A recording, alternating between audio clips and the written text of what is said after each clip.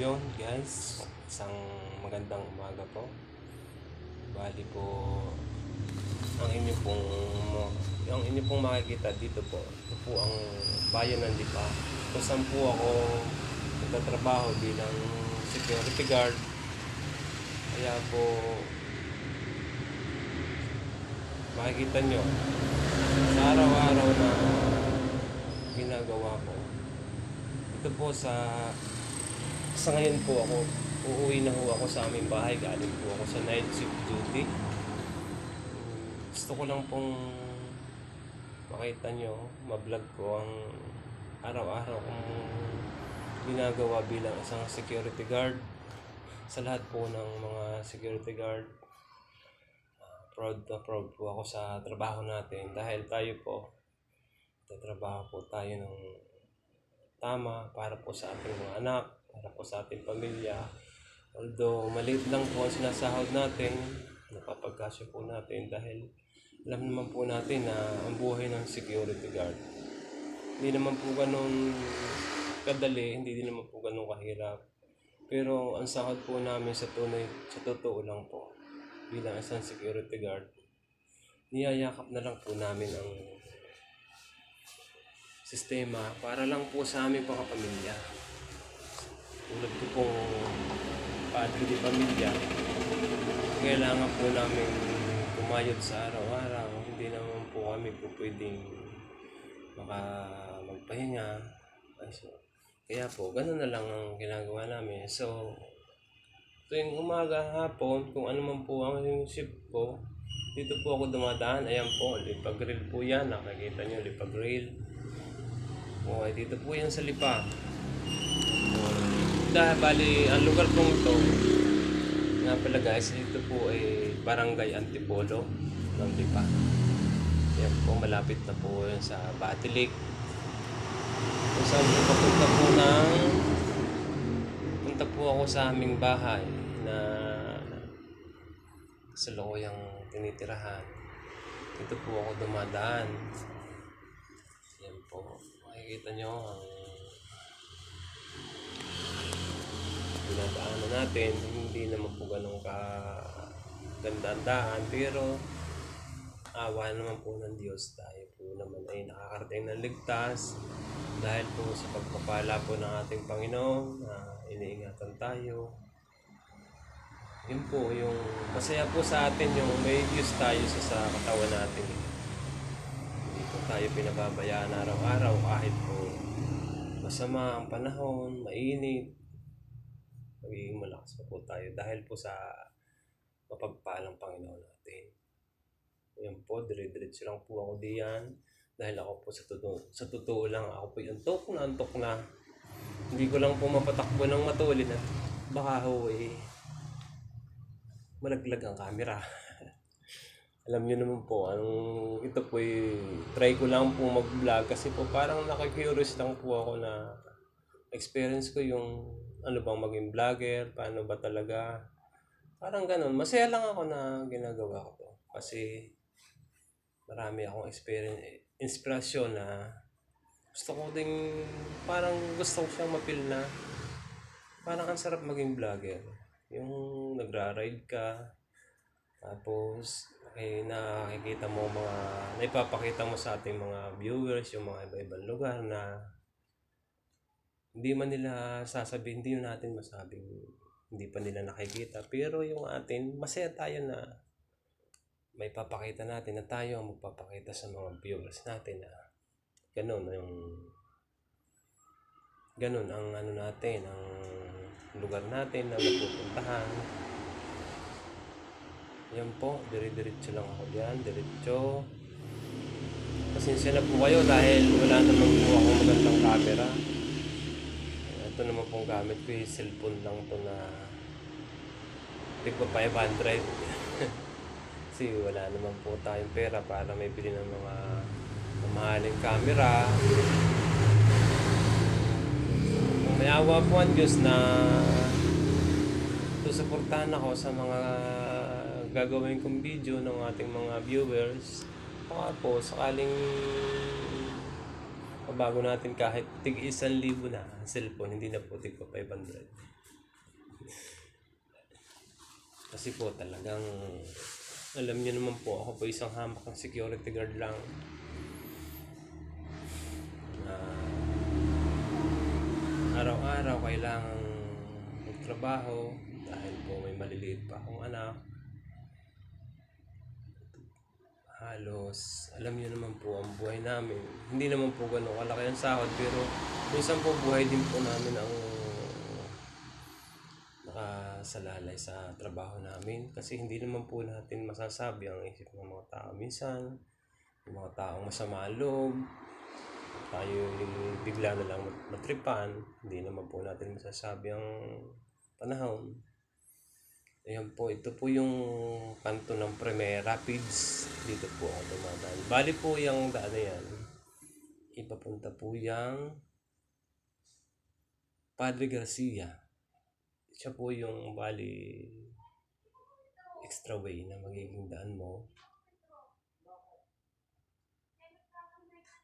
Papuntang Rosario. Padre Garcia. Ayan, ayan. Yan po, bali po diyan sa way na yan, yan po. Nire-renovate po yan, yung kalsada dyan binabago. Kaya minsan po napaka-traffic sa lugar na yan. Ayan po kita nyo. Ayan. Kasi matagal na panahon na ho yan na ganyan. Ngayon lang po bali ginagawa siya kasi ano siya, talaga pong hindi na pwedeng daanan. Kaya ayan, siguro na pagpasyahan din ng kapitan na baguhin ang kalsada para naman para sa mga motorista malaking tulong po na maayos ang daanan kasi unang-una hindi na po siya babahain. Ayan po ang mga dakilang bantay natin sa mga nag-traffic pagsamantala kasi po hindi naman pwedeng salubungan din, napakaliit po ng kalsadang yan. Pala guys, dito po yung Villabeta Homes. Villabeta Homes po ba yun po? Villabeta Homes po. Yan po, dito po, medyo pumahinga po ako.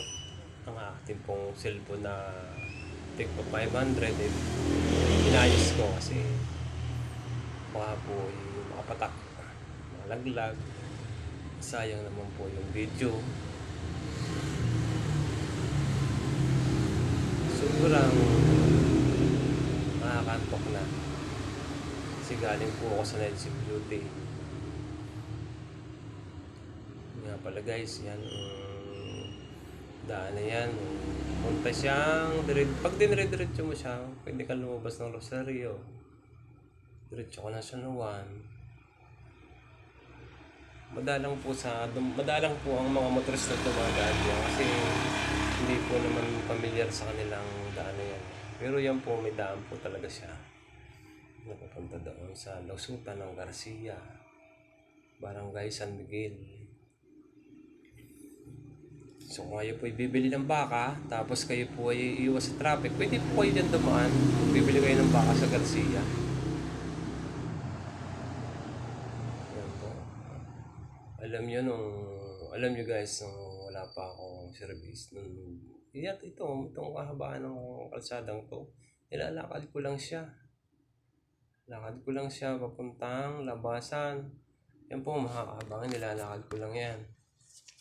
Kasi po gusto ko lang magtrabaho, makapasok sa trabaho kahit po wala akong service, titipid po ako, nilalakad ko po siya. Kaya halos 1 year ko siyang ginagawa. Aba po ng Diyos, nakakuha tayo ng hulugang motor na second hand. 80, kahit pa paano po may service po tayo, hindi na naglalakad. Ayan po ang dire-diretso ang daan ko. Ayan, malapit na po tayo sa barangay hall ng barangay nila.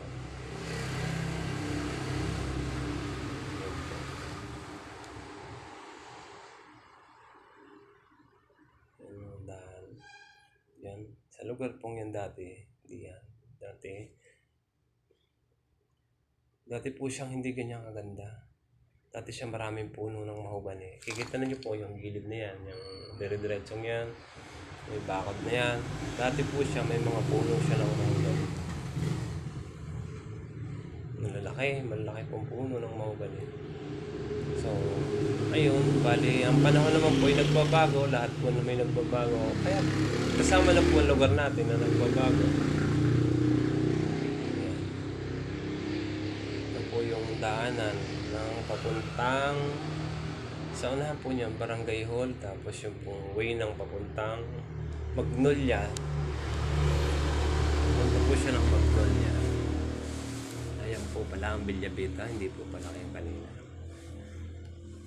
Ayan, diretso. Ayan po araw-araw ang dinadaanan ko. Ang inyo pong abang security guard. Ayan. Ayan po yung mga member ng Tupad, nagwawalis po sila. Ayan po yung programa ng gobyerno natin na maglilinis sa kalsada. Yan po yung truck na yan. Nga pala guys, yung truck na yan ay galing siya sa ano. Galing po siya sa Magnolia. Yan po yung daan eh, yung ano na yan. Ayan. Malapit na po tayo sa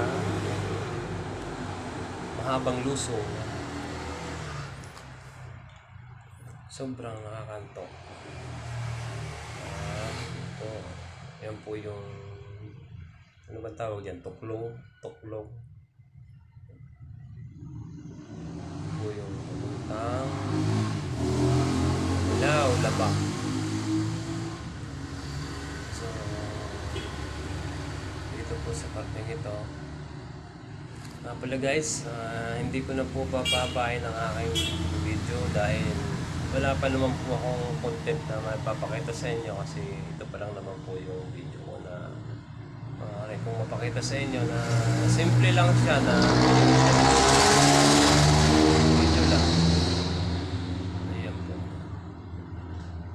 Dahil tayo po ay papauwi na. Ako po'y ginugutom na din. Nakakagutom na sa buong magdamag ng duty. Siguro po, sana po, pag napanood nyo po ito, maraming salamat po sa inyo. Maraming salamat po. Sana po suportahan po ninyo ako na maging vlogger na tunay. Hindi po yung vloggeran lang. Ngayon po, dito ko na po tatapusin ang aking video. Maraming salamat po. Sana po panoorin ninyo. Papanood ninyo ang video ko. And thank you po and God bless po sa ating lahat. Ako po ay hihinto na. Ako po ay matutulog na. Dito ko na po tatapusin ang ating video. Maraming salamat po. Sana po suportahan po ninyo ako sa aking vlog para po maging vlogger ako. Thank you po.